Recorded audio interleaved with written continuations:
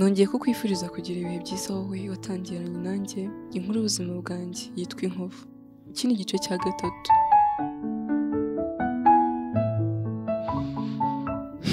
Muhaye ikaze.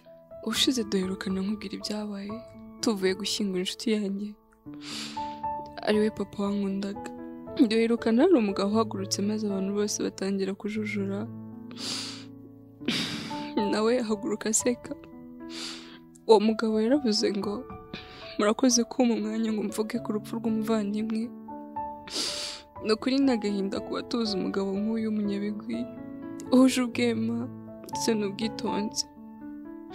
Nubwo atuvuyemo Imana imwakire mu bayo kuko yamukunze kuturusha iramwisubiza. Nubwo nyakwigendera agiye ariko ndabizi neza umuryango we uzabaho neza, nzawitaho nk'uko n'ubundi nabikoraga ataranapfa. Abantu bose bahise bumirwa, bamwe mbona bararakaye. Nyamugabo yarakomeje aravuga ngo mama Ange humura nzabitaho kurenza n'umugabo wawe, ntacyo muzamburana kuko ndakize kandi n'ubundi rega naragukunze na mbere yuko ubona na nyakwigendera, kandi na n'ubu ndagukunda kumurusha kuko nubwo bwiza ufite njye ubikesha. Akivuga gutyo wari ushinzwe gutanga ijambo yahise amwaka ijambo amusaba gusubira mu mwanya yari yicayemo. Abantu bose bahise bagwa mu kantu bitewe n'ukuntu uyu mugabo yavugaga amagambo bisa nkaho yamaze kugera mu muryango. Muri ako kanya bakimara kumwaka ijambo byahise biba bibi bitewe n'ijambo yavuze mbere yuko ajya kwicara. Mbere gato ubwo twari turimo kwerekeza ku irimbi numvise mama yitaba telefone.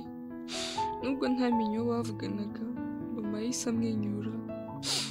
Nubwo yari yarize kubera urupfu rwa papa, yahise asekamo. Numva aravuze ngo umva ubu muri iri joro ni njye nawe. Bose baba baraturitse baraseka icyarimwe. Nuko mama aba aramubwiye ngo gupa ndakuvugisha mu kanya, hari ibyo ndi gutunganya ndaza kukuvugisha. Muri ako kanya anti n'umujinya mwinshi yahise abaza mama uwo bavuganaga, nuko amusubiza ko ari musaza we. Anti biramubabaza, amubaza nimba musaza we ari we bavuganaga ko bari buze gushimishanya nijoro. Mama abura icyo avuga, arajomwa. Gusa anti ntiyabikomeje, yaramwihoreye. Ariko kuva mama yavugira kuri telefone ntiyongeye kubumba umunwa. Wabonaga ko yishimye byamurenze pe. Twarakomeje turagenda, tukigera ku irimbi ndabwiza ukuri numvise mu mutima wanjye mbabaye bitewe n'ibyo nabonye.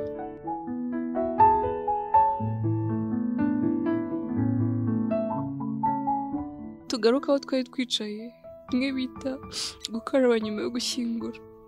Wa mugabo ubwo yajyaga kwicara yaravuze ngo yahise avuga ngo n'ubundi uriya mugabo yarambangamiye. Mu by'ukuri nubwo nari ndi umwana sinkubeshye, narababaye bikomeye cyane kuko uwo mugabo byasaga nkaho yishimye ko papa yapfuye kugeza naho yabyivugiye mu kanwa ke ko papa yaramubangamiye.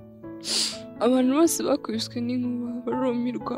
Anti yahise arira maze arasakuza cyane, biba bibi kuko yahise agwa igihumure. Maze baramuterura bamujyana ahantu mu twatsi twari aho hafi, bamuha amazi yo kunywa banamuhumuriza.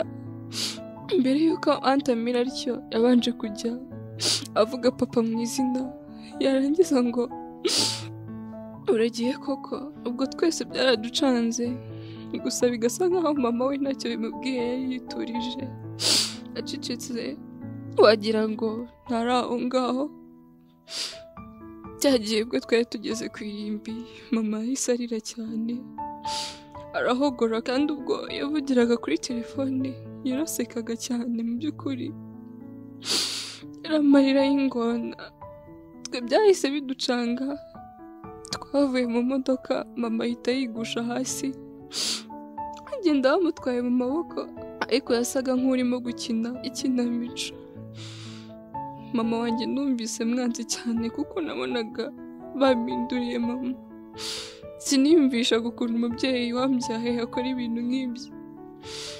Mama yahise yigira umusazi, avuga amagambo menshi, abantu bariruka baramuhunga.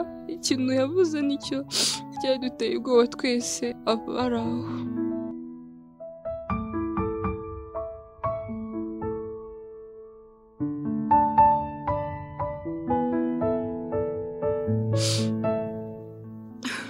Aha niho nsoreje igice cya 3, tuzasubira ubutaha.